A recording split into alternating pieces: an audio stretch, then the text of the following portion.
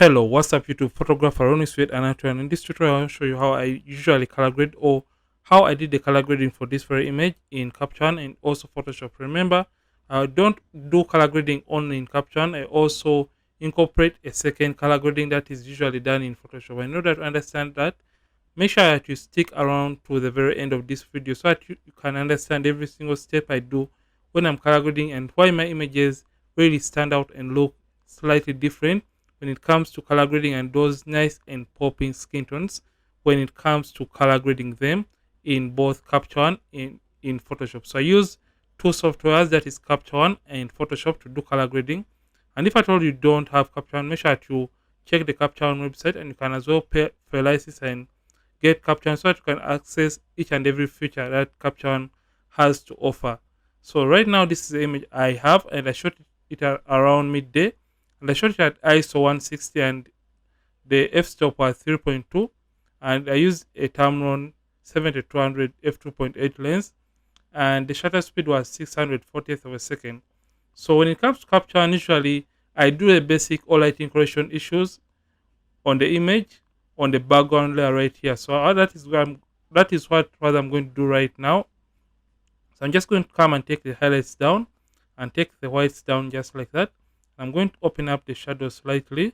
Then I want to add some contrast to the image. So I'm just going to come right here and I'm going to come to levels and simply add contrast to the image up to around 7.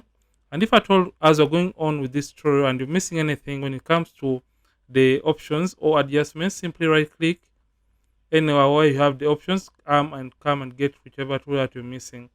So after that, or after adding the levels, I'm just going to come to the contrast and slightly pump up the contrast. Then come to exposure and simply drop down my exposure for the image just like that. So this looks okay to me. Then after that, I feel like I have more of the white spots or the white hot spot right here. I'm just going to come and create a new field adjustment layer. So how to create that? Simply right click and come to new field adjustment layer. It is going to create a new field adjustment layer for you. And I'm going to come and simply do the same for my highlights and the whites to get rid of this hot or white hot spot right here. So the flash was really strong and had to create a hot spot right there because I was trying to compete with the too much bright sun that was at midday. So after that, I'm just going to come or go straight into color grading the skin tones. And in order to do that, I'm just going to scroll all the way down with this new adjustment layer selected. I'm just going to come all the way down to my color editor, and under color editor we have basic, advanced, and skin tone. So for this case, I'm just going to go straight into skin tone and simply click right there and simply left click on this option right here or tap on this color picker tool and zoom in. So a very first thing I tend to do when it comes to color grading is evening out the skin tones of my subjects or models. So I get my color picker tool and zoom all the way in and simply look for an area that is going to represent the overall image when it comes to skin tone. So remember, we have different colors right here. We have some yellows, oranges, some magentas. So just want to have an even color when it comes to skin tones.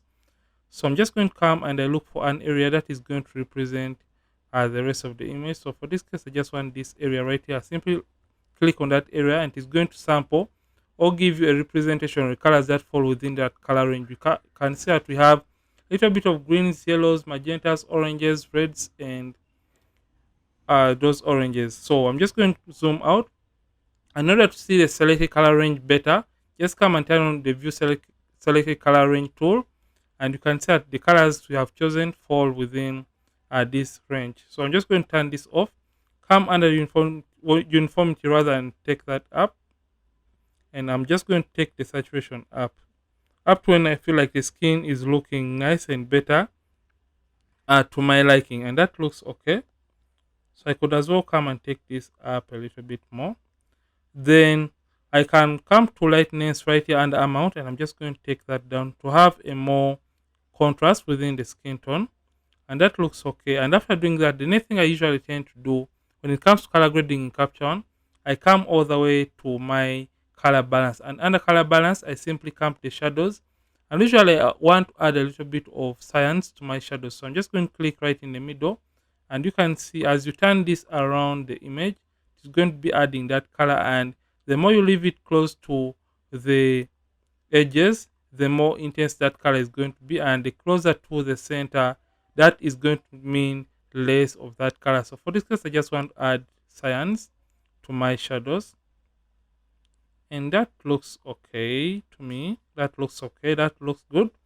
Then for my highlights, I'm just going to come and add a little bit of greens to my highlights, and that looks fine. So right now we are done doing the color grading. So anything I tend to do, I come back to my color editor and I come to the basic adjustments. So what I do when it comes to basic adjustments, I come right to color editor, I come to basic, and under basic, I usually come and tamper with the colors. So for example, for this gene right here, I'm going to come and make sure I hue it just like that. And in order to make it pop even more, I'm just going to take up the saturation slightly and simply take down the lightness so that it can really look rich and better. That looks fine, and that is what I did when I was color grading this very image. Then after doing that, anything I'm going to do, I'm just going to come to my greens, and you can see background is a little bit messed up. So what I'm going to do, I'm just going to come to my greens and I'm going to take that up so that I can recover some little bit of greens. Then the next thing I'm going to do, I'm just going to come to my yellows, and under yellows, what I did or what I usually do, I'm going to come to the yellows and I'm going to slightly take it towards the greens so that the yellows can look more like the greens.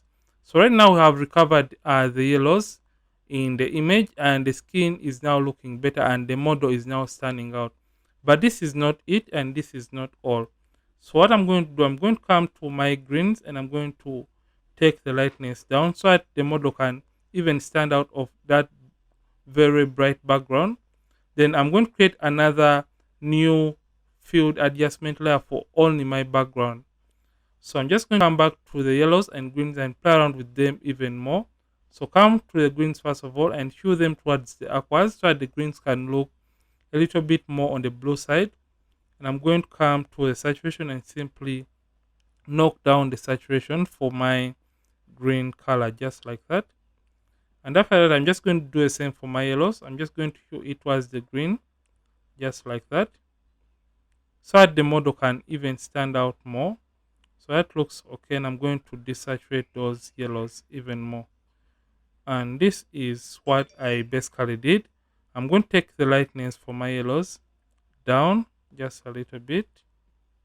And right now the model is standing out and the image looks okay, it looks great, but this is not all for a color grading. So when you're color grading your images, usually we tend to distort the original makeup that was applied to our models or our subjects. So in order to do that, Capture One with the use of layers, like I said, if at all you go overboard with the color grading, you can come to the opacity and reduce on the opacity of your color grading. So for this case, we did the color grading of the skin tones on the adjustment layer 1. So we just want to recover the original color of the makeup. So like you can see, we altered the original color in the eyeshadow. So in order to recover that, make sure this is selected and get the eraser tool. And you can as well come and erase or rub the color grading from the eyeshadow. So using the eraser tool, you can now come and erase and get back the original color within the eyeshadow of our model right here, and you can see that is going to reveal back the original color when it comes to makeup. Remember, we don't want to distort or change the original color when it comes to makeup because that usually annoys makeup artists. So anything that we're just going to do, we're going to go straight into Photoshop to do the final and last color grading process. So I'm just going to come and right click on the image. So right click anywhere on the image with the pointer tool right here. Make sure I get the pointer tool. Right click on the image and come to edit with and come to Photoshop 2020 and just come and make sure I prefer TIFF and I prefer a 16-bit image, and compress Adobe RGB as the profile, and resolution is 300 pixels per inch and the scale is fixed at 100%. I come and go straight to edit variants and it's going to open the image into Photoshop to do the final color grading. Like I said, I don't do color grading in only Caption. I also do it in Photoshop. So this step is going to be about how I do the color grading in Photoshop itself. So let me just wait for image to load a few seconds. And if at all you're finding this video really helpful, don't forget to like this video, because when you hit the like button, it is going to be recommended to more people out there by YouTube, meaning the channel is going to be growing in the due course. And if at all you haven't subscribed, make sure that you hit the subscribe button on this specific video or on this channel. And you can see this image looks slightly different from what we are about to import into Photoshop. So you can see this is the image after color grading it within Photoshop, and this is the image straight out of Capture. There is a very big difference. So I want to show you how I do the color grading when it comes to doing it in Photoshop. So usually I do it after retouching the image. So after I have done the skin retouching on the image, I'm just going to come right here to my hue and saturation, and I come to the where you see master, and come to the reds right here, and I'm going to come the lightness and simply drop down the lightness for the reds just like that, and that makes the skin look a little bit better and it looks nicer. And I come to the yellows still and also take down the lightness for the yellows, and you can see that the skin is now looking like or close to what I usually post on my Instagram at Ronix Photography. Then I come and also come to the uh, black and white adjustment layer. Then come and change the blend mode from normal and change it to multiply to add more contrast within the image. But that makes the image look a little bit dark. So I'm just going to drop the opacity all the way to 0 and start taking it up as I'm looking at the image. So at around 10, we are good to go. Then I come and create a selective color adjustment layer, and under this I take up the blacks just like that to darken the dark areas in the image, and I add a kind of blue tone to the image just like that. Around -5 looks okay, it looks great. So this is what I do, and I add a little bit of contrast to the image by coming to the brightness and contrast and adding contrast to the image just like that.